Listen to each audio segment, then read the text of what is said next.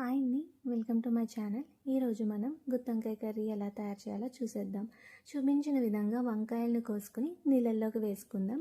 ఒక కడాయిలో పల్లీలు, ధనియాలు, జీలకర్ర, కొబ్బరి పొడి వేసుకుని వేయించుకుందాం.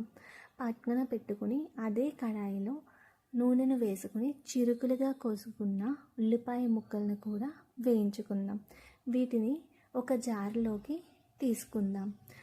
అందులో కారం, గరం మసాలా, అల్లం వెల్లుల్లి పేస్ట్, ఉప్పు వేసుకుని మిక్సీ పట్టుకుందాం. ఈ మసాలా పేస్ట్ను వంకాయల్లోకి ఫిల్ చేసుకుని వంకాయల్ని పక్కన పెట్టుకుందాం.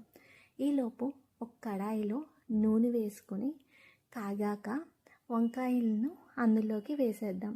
ఇరువైపులా రంగు మారే వరకు కూడా నూనెలో వంకాయలను వేయించుకొని మిగిలిన మసాలా పేస్ట్లో నీళ్ళను వేసుకొని కలుపుకొని వేసుకుందాం. లో ఫ్లేమ్లో మూత పెట్టుకొని గ్రేవీ కొంచెం ఈ కన్సిస్టెన్సీకి వచ్చే వరకు ఉడికించుకుందాం. కొత్తిమీరతో గార్నిష్ చేసుకొని ఒక 2 నిమిషాల పాటు ఉడికించుకోండి. అంతే.